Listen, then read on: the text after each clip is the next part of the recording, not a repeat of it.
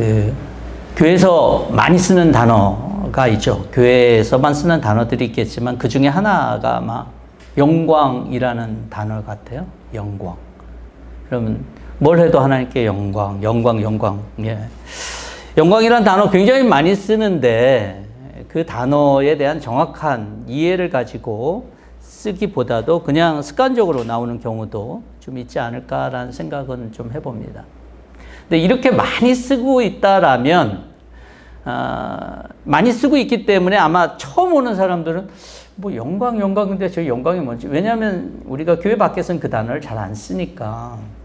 그래서 그 영광을 이게 같기도 하고 저거 같기도 하고 좀 헷갈릴 수 있을 것 같아요. 처음 오는 사람들한테는. 교회 바깥에 있다가 오는 사람. 그런데 교회에서 그렇게 많이 접하고 많이 강조하고 또 우리 성도들이 많이 쓰고 있다는 것은 적어도 그 단어를 알아야 된다라고 하는 것은 분명한 것 같아요. 영광의 단어는 지금 말씀드린 것처럼 굉장히 종교적이고 교회적인 그런 단어예요.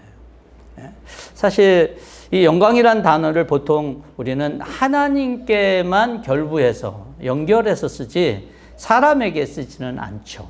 근데 사람에게도 그와 비슷한 단어를 쓰기도 해요. 뭐 아너라고 하는 단어가 아마 그거 것 같아요. 비슷하게는. 그러면 뭐 누가 가족 안에서 예를 들어서 뭐 자녀가 뭐 이렇게 성공을 해서 그것이 부모에게 아너가 되고 뭐 이런 경우도 있잖아요. 그렇죠? 예. 또는 우리 BTS 저는 한 번도 본 적이 없어요. BTS를. 예. 그 다음에 뭐 또 누구죠? 뭐 블랙핑크 직접적으로 본 적도 없고 별 관심도 사실은 없어요. 예. 그런데 전 세계적으로 이 친구들이 K-팝에 대한 그런 위상을, K-팝뿐만 아니라 대한민국의 위상을 확 올렸죠. 그러니까 대한민국의 그게 언어가 된 거 아니겠어요? 예. 우리 나라적으로 뭐 국가적으로 지원하고 그런 것도 없었는데 그 친구들이 아주 잘하니까 우리 나라에 한국이라고 하는 이 조그만 나라의 언어가 돼서 제가 요번에 갔지만 어떤 사모님이 저 앞에 있었던 또 다른 사모님한테 그런 얘기를 하는 거예요. 외국 사람인데, 백인인데 완전히. 저 한국어를 좀 배우고 싶어요. 그러더라고. 그래서 제가 그게 조금 굉장히 크게 다가왔어요. 저렇게 한국어를 배우고 싶어 한다는 것이, 이렇게 이 K-팝이 이런 역할을 했네, 라는 생각을 좀 하게 된 계기가, 좀 시간이 있었어요. 아마도 이것은 어떤 긴밀한 관계, 내가 그 공동체에 속해 있음으로 얻게 되는 언어죠. 내가 한 일이 없어도, 뭐 대한민국이 했거나, 내가 한 것이 아닌데도 내 가족이 뭔가를 하면 얻게 되는 영광일 거예요. 또 나 자신에게는 그 언어가 뭔가 대단한 일을 하면 언어가 생기겠죠. 그렇죠? 뭐 예를 들어서 우리 학생들 보면 가끔가다 종이 한 장 받아와요. 학교에서. 그럼 뭐 거기에 뭐 언어놀 그러는데 제가 볼 때 언어놀이 뭐 거의 한 반 이상은 다 받는 것 같아요. 내가 볼 때는 뭐 한 80% 이상 받지 않을까? 라고 생각을 하지만 그래도 뭐 종이 한 장에 그 글씨 있으니까 좀 뿌듯하긴 해요. 예. 잘했을 경우에 자신에게 언어가 되는 거겠죠. 여러분, 우리가 만약에 지하철에서 누군가를 살렸다 그러면 미국 사람들은 그 사람을 히어로라고 그래요. 그 영웅이라고 얘기를 하잖아요. 그럼 그 사람은 그 사람에게 언어가 생기는 것 아니겠어요? 비록 그 사람이 지나가는 그 지하철 역사에서 청소하고 있는 사람이었다라면 그 사람 그 전까지 아무도 그 사람에 대해 주목하지 않았지만 그 일 하나로 그 사람에게 언어가 되는 어떤 그런 일들이 있을 거예요. 그럼 성경에서 말하는 그런 영광, 교회에서 말하는 영광과 그 언어는 어떤 차이가 있을까라고 하는 것을 우리는 잘 알아야 될 것 같아요. 만약에 그런 언어와 같은 것들이 하나님의 영광이라면 문제가 생겨요. 왜냐하면 하나님은 더 할 수도 뺄 수 없는 분이시거든요. 그분께 뭘 우리가 더 잘한다고 해갖고 그분이 더 높아지거나 더 이름이 만천하에 더 알려지거나 그럴 수 있는 건 아니잖아요. 그분 스스로가 부족함이 없는 분이고 완벽하신 분인데. 그래서 우리는 성경에서 말하는 영광이 뭘까라고 하는 것을 알고 우리가 하나님께 영광 돌리는 주의 백성들이 되어야 될 줄로 믿습니다. 이 영광과 더불어서 이 신약 성경에서는 단어가 뭐냐면 독사라고 하는 단어예요. 독사. 이 독사라고 하는 단어가 좀 여러분들 좀 어감이 한국어로 따지면 좀 틀리잖아요. 그렇죠? 이 영광, 하나님께 독사 이런 말이거든요. 예. 그런데 이 독사라고 하는 뜻은 무슨 뜻이냐면 내가 생각한다, 또는 내가 갖고 있는 의견, 어떤 이런 뜻이에요. 예. 여러분 영광, 물론 이 독사에는 뭐 비춘다 뭐 이런 뜻도 있어요. 예. 뭐가 비춘다 이런 뜻이 있는데 메인 그러한 뜻이 뭐냐면 생각하고 의견이나 뭐 이런 뜻이에요. 생각하는 것. 그래서 여기에서 파생된 영어 단어가 뭐냐면 도그마라고 하는 단어가 여기서 파생이 됐어요. 독사에서. 예. 여러분들은 독사가 이런 뜻이다라고 했을 때 좀 흥미롭지 않으세요? 예. 조금 우리가 생각하는 영광과 좀 다르지 않느냐라고 하는 그런 얘기예요. 우리가 생각하는 영광은 뭔가 하나님 앞에 뭔가 뿌듯한 일을 좀 해야 될 것 같아요. 뭐 대단한 일을 예를 들어서 누군가가 여기서 하나님 앞에 정말 뭐 찬양이나 뭐 여기 요번에 갔을 때도 그 찬양팀이 있었는데 와, 너무 놀랐어요. 그 스페니쉬 교회였는데 그 찬양팀들이 제가 놀란 이유는 그 한 20살도 안 돼 보이는 친구가 찬양 인도를 했거든요. 3일 동안. 근데 뭐 거의 뭐 프로 같은 어떤 그런 느낌이었거든요. 그래서 무슨 찬양 집회, 무슨 큰 스테디움. 알고 봤더만 그 교회 목사님이 베네수엘라에서는 굉장히 유명한 싱어였대요. 예. 그래서 여기 메디슨 스퀘어 가든에서 3일 동안 집회를 했는데 몇만 명이 왔었다 그러더라고요. 스페니쉬들이. 그만큼 베네수엘라에서 유명한 분인데 어쨌든 그 찬양팀들이 아주 대단했어요. 그래서 우리가 굉장히 즐거운 시간 가졌는데 그렇게 놀라운 일을 하면 하나님께 영광됐다라고 우리는 생각하거나 또는 뭔가 큰 일들을 교회를 위해서 했다 그러면은 우리 그건 하나님께 영광, 우리 이런 생각과 그런 마음을 쉽게 갖습니다. 그런데 하나님의 영광이라고 하는 단어가 독사, 즉 생각하고 그다음에 의견이나 뭐 이런 거라면 조금 우리가 생각하는 것과 다르지 않나라는 거예요. 그래서 이 말은요, 우리가 물론 광채나 하나님의 존재하는 모습에 대해서도 우리가 표현하기도 하지만 주로 하나님이 우리 안에 계시됐을 때 쓰는 단어예요. 하나님이 우리 가운데 있다라고 하는 오셨다라고 하는 것을 쓰는 그런 단어예요. 그러니 하나님의 영광 그랬을 때 제일 뚜렷하게 분명하게 될 수 있는 영광이 뭐였냐면 바로 예수님이 우리 가운데 오신 사건.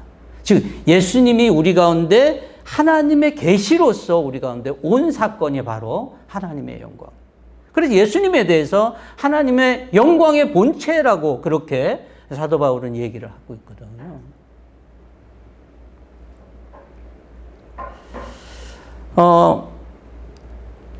그래서 이 하나님의 영광이라고 하는 건 하나님의 계시가 이 땅 가운데서 이루어진 것, 즉 하나님이 이 땅 가운데 계시다라고 하는 것, 우리 가운데 계시다라고 하는 것 자체가 하나님의 영광의 본뜻이에요.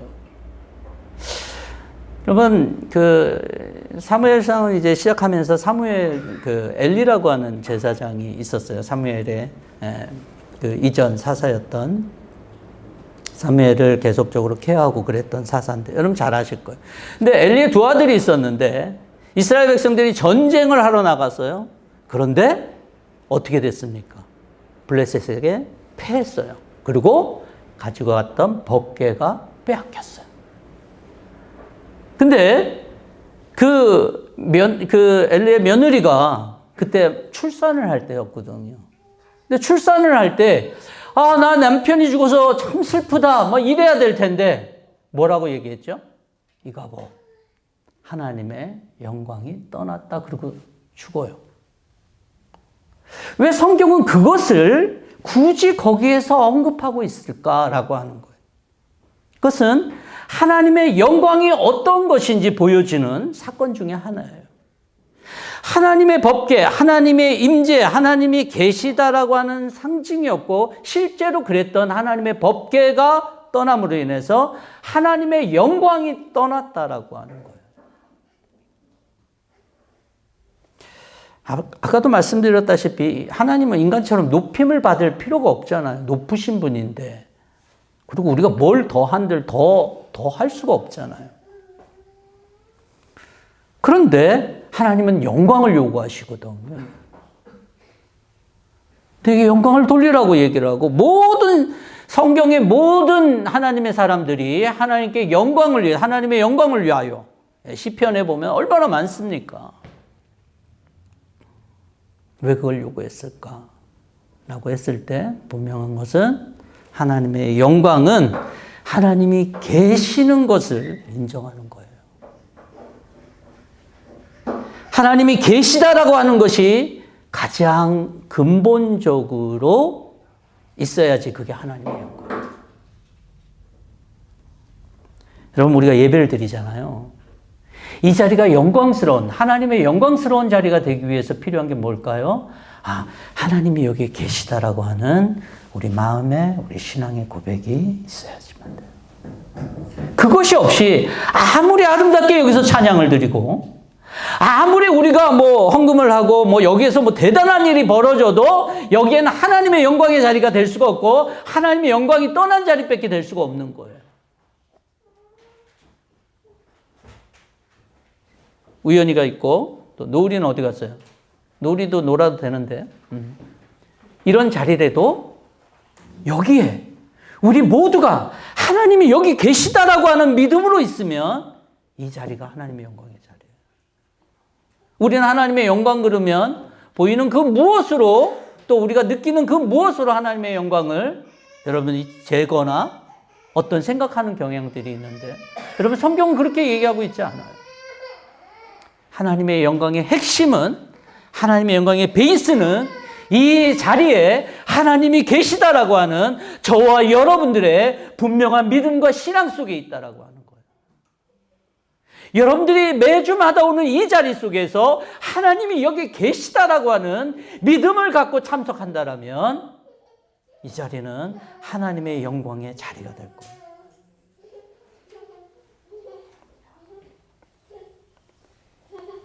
그래서 예배를 들어올 때 저와 여러분들의 마음속에 하나님 여기 계십니다. 하나님 여기 계십니다. 그래서 우리가 하나님께 영광 돌릴 수 있는 거죠. 우리가 어떤 마음도 하나님이 여기 계시다라고 하는 어떤 마음도 없다라면 우리가 어떻게 하나님께 영광 돌린다라고 하는 것이 성립할 수 있을까요? 그건 불가능한 거예요.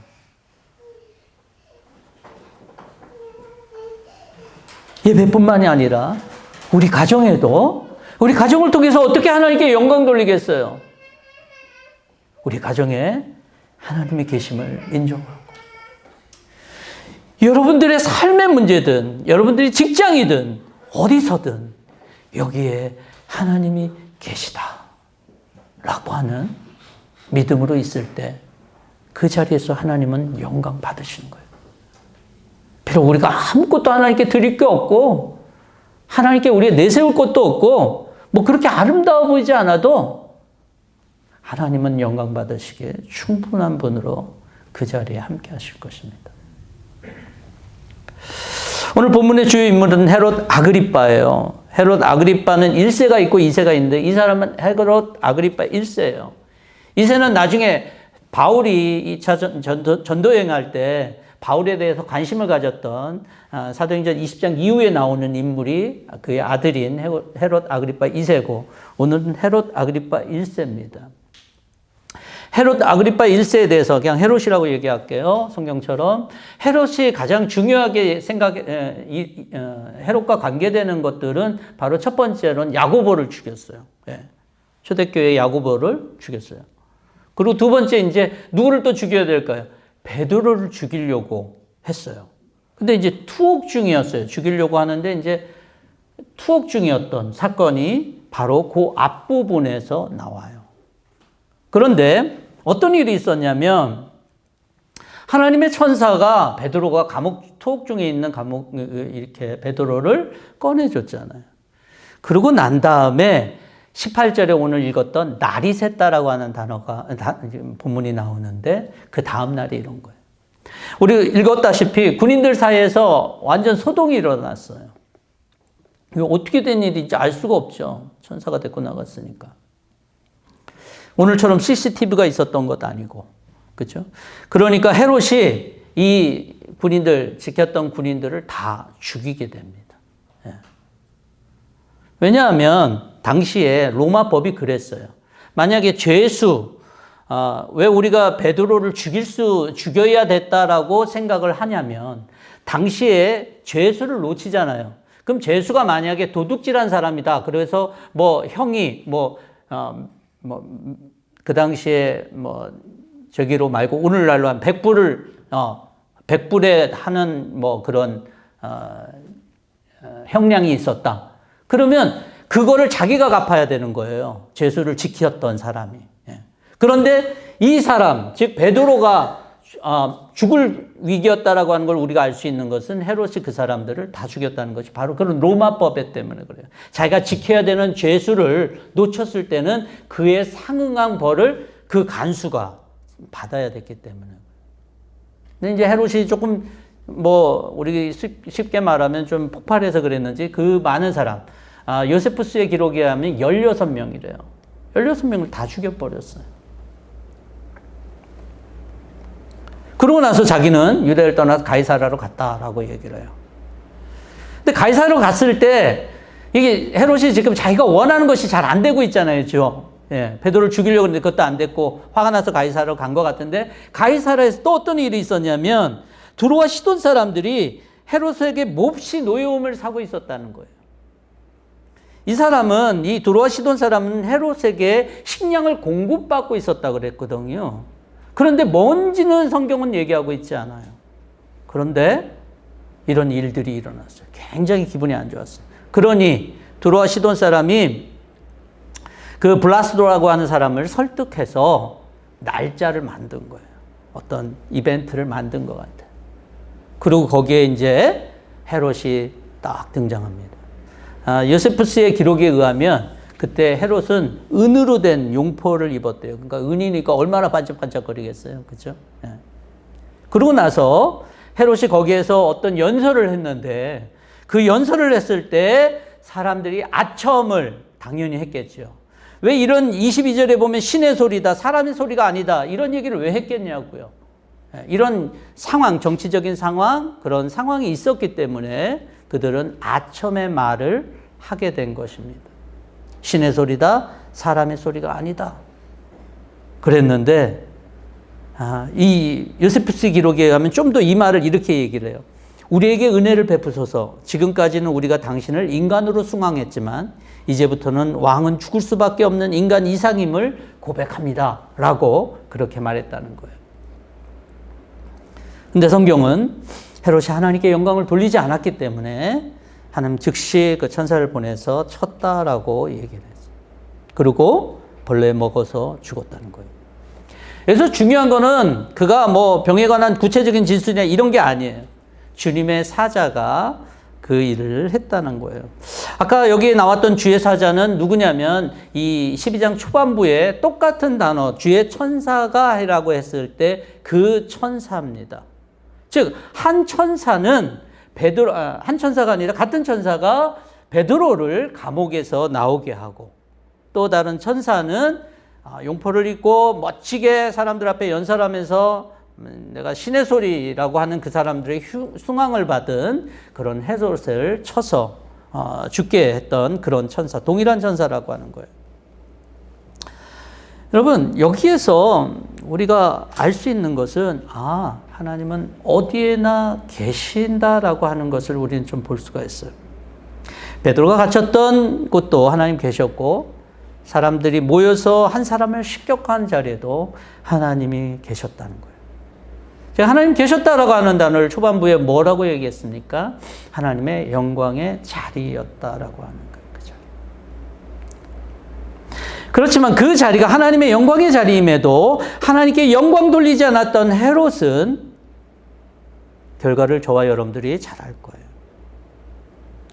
헤롯을 통해서 보여주는 건 뭔가 어디나 계시는 하나님에 대해서 인정하지 않고 자신을 높이고 신격화하는 사람의 마지막의 모습을 보여주고 있다는 거예요. 인생들이 왜 이것을 우리에게 알려주고 있을까? 사실은 헤롯이 이런 일을 했을 때 첫 번째, 여러분, 우리가 그러면 하나님은 그냥 사람을 이렇게 죽이고 그다음에 하나님 믿는 사람들만 살리고 이런 거 아니에요. 제가 말씀드렸죠. 헤롯을 첫 번째 일이 야고보를 죽였다 그랬어요. 감옥에서. 그럴 때는 그러면 하나님이 안 계셨나요? 계시죠. 결과는 야고보이 죽는 결과로 나왔고 여기서 베드로는 감옥에서 나오는 결과로 나왔어요. 중요한 거는 어디에나 하나님이 계시는데 하나님이 계시는 곳에서 인간은 어떤 모습으로 살아야 되냐고 하는 거예요.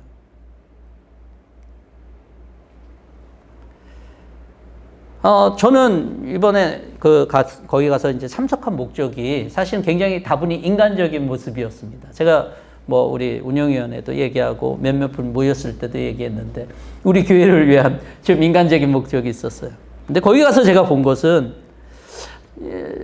우리가 지금 복음에 대해서 얘기할 때 미국 교회도 점점 슈링크되고 한국 교회도 좀 그렇고 조금 여기서 하나님의 복음이 더 이렇게 앞으로 나가고 하나님의 역사가 일어나는 것에 대한 어떤 그러한 것들에 대한 좀 부정적인 있긴 있지만 조금 옛날보다 좀 약한 그런 모습이 있었는데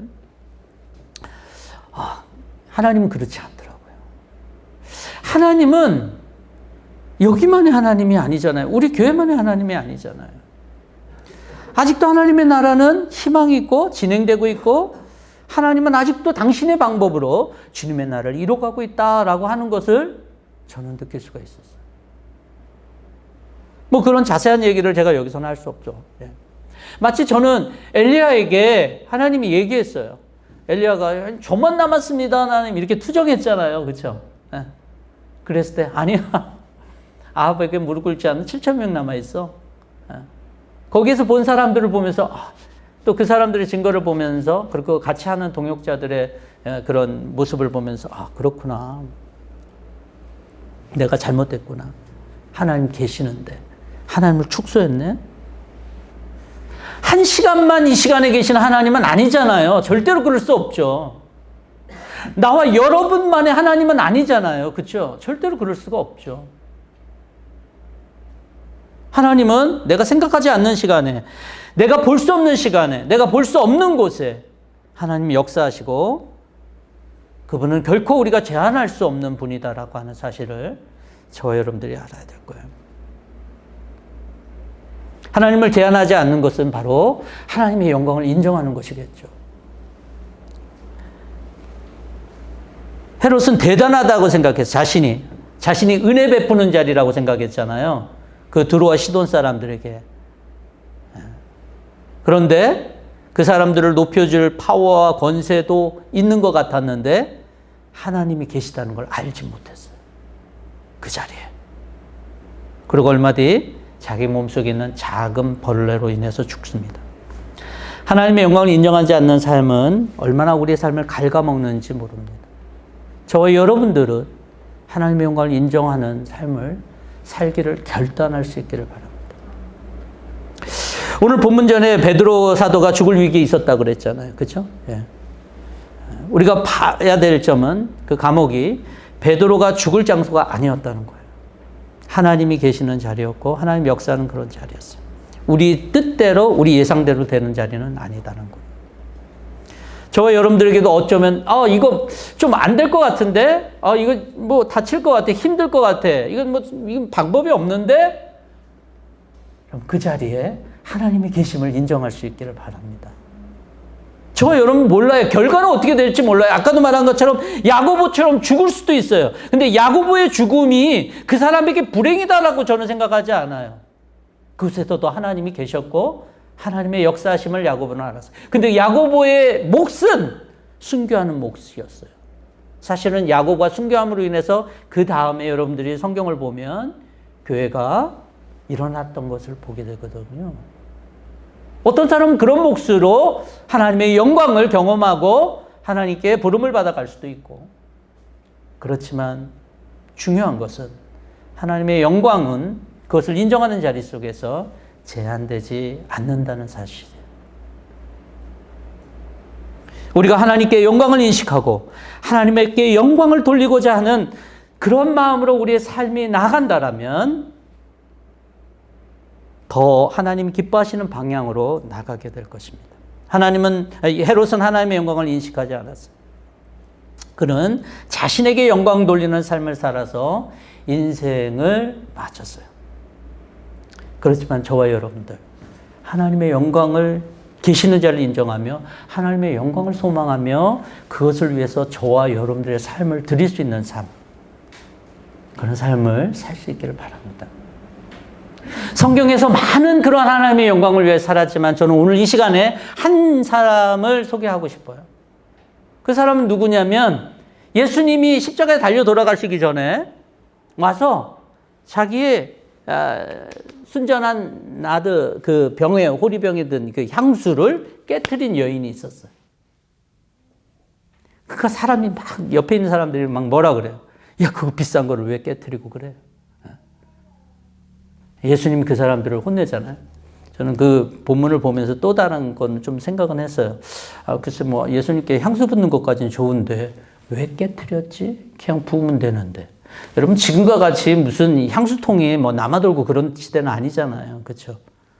그 여자에게는 그게 전부거든요. 그 향수가. 그거 깨트리면 향수 병도 쉽게 구할 수 있는 시대가 아니에요.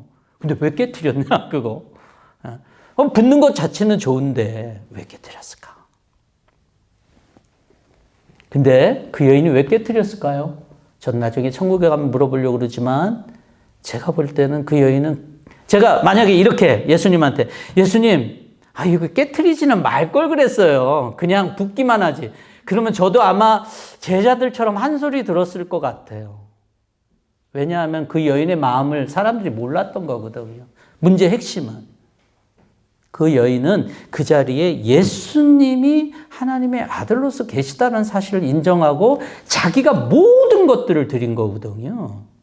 그래서 깨트린 거예요. 그게 하나님 앞에 모든 것들을 드리고자 하는 사람들에게는 이 계산이 필요하지 않거든요. 계산이 필요하지 않아요, 그 사람들에게. 근데 딴 사람들은 옆에서 자꾸 계산으로 따져서 막 이렇게 하면 되는데 저렇게 하면 되는데. 저희 집사람이 다른 건 뭐 이렇게 저한테도 뭐 의견이 다르고 그러지만 우리 집사람 한 가지 좀 좋은 거는 뭐냐면, 제가 배우는 것들은 늘 뭐냐면 계산을 잘 안 해요. 그래서 계산을 잘 안 해서 이게 칭찬인지 아닌지도 잘 모르시겠지만 제가 그런 것들은 어떨 땐 도전을 받아요. 이게 참 오늘 가서 저녁에 또 한 소리 들을지 모르겠지만 하나님의 영광을 생각하는 사람은 하나님께 대해서, 예수님에 대해서 계산하지 않고 자신을 드리는 모습을 보게 되더라고요. 깨트렸을 때 어떻게 됐을까요? 향수를 깨트렸을 때 어떻게 됐을까요? 예수님이 이제 그 여인의 집을 떠나서 어디로 가십니까? 예루살렘으로 가잖아요. 여러분, 향수가 이렇게 깨진 정도면 며칠 정도 갈까요? 우리 집사님. 며칠 정도 갈까요? 예? 그렇죠? 저와 여러분들이 생각할 수 있는 것들은 그런 거예요. 저도 생각할 때는 최소 며칠은 갈 거예요. 그럼 예수님이 그 마지막 길을, 예수님이 장례를 준비했다 그랬잖아요. 예수님이 가는 길마다 그 여인의 향기가 났을 거예요. 저는 하나님의 영광을 생각할 때 이런 생각을 좀 하게 돼요. 하나님의 영광의 결과는 뭔가라고 했을 때, 향기, 이게 아니라 향기가 나는 주님께 집중하게 하는 그런 것 같아요. 저와 여러분들의 모든 삶이, 저의 사역도 그렇고 여러분들이 할 수 있는 주님을 향한 모든 것들이 그걸 통해서 주님께 주목이 되게끔 하는 것이 하나님께 영광 아니겠어요? 여인이 그 향수를 이렇게 깨트려서 예수님 가는 곳마다 예수님 향기가 진동을 하니까 예수님 주목하게 되겠죠. 저분이 예수님이네.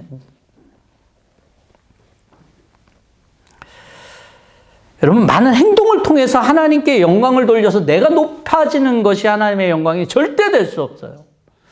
저와 여러분들이 그리스도인으로서 하나님의 사람으로서 하나님께 영광을 돌린다면, 하나님이 인정하고 하나님께 영광을 돌리라면, 내가 이것들을 통해서 어떻게 주님께 사람들이 주목하고, 어떻게 내가 하나님께 주목하고, 어떻게 우리 가족이 하나님께 주목하게 되고 예수님께 주목하게 되는지를 될 때에 그게 하나님께 영광이 될 거예요. 사도행전은 교회에 닥친 심각한 문제나 핍박들이 있었어요. 근데 놀라운 것은 그것을 하고 난 다음에 교회가 성장해요. 교회가 흥황했더라라고 얘기하죠. 이 일이 있고 난 다음에 어떤 일이 있는지 아세요? 13장에 보면 바나바와 바울이 여러분 이제 안디옥 교회에서 세워서 전도 여행을 시작하게 돼요. 하나님의 영광이 무엇인지를 주의 사제를 통해서 한 사람 베드로를 다시 일으키고, 그 다음부터는 이제 베드로가 사실은 사도행전에서 없어져요. 왜 없어질까라고 했을 때 하나님의 영광이 드러나는 그 부분들을 이미 사람들에게 이렇게 드러냈기 때문에 그 다음부터는 이제 역사의 뒤로 빠진 거 아닌가라는 생각이 들고, 이제 새로운 이제 바나바 바울이 하나님의 영광의 자리 속에서 등장하는 거라는 생각이 들어요. 우리 교회가 성장하기를 바라는 마음이 저와 여러분들에게 어느 정도 있을 거라고 생각해요. 어떤 게 성장일까? 숫자 또는 외형적으로 여기 말고 또 교회를 지어서 또는 뭐 어떻게 뭐 이렇게 해서. 그럼 근데 그 다음에 우리는 뭘 할까요? 그렇게 다 했는데 오늘 많은 성도들의 문제는 뭐냐면요, 열심히 주님을 위해서 했어요. 근데 마음에, 영혼에 뭐가 남지 않는 거예요. So what? 그래서 왜 우리가 그걸 해야 돼요? 왜 교회를 사람들을 부흥시켜야 되고, 왜 뭐 어떤 건물에서 있어야 돼요? 우리에게 남는 게 없다라면.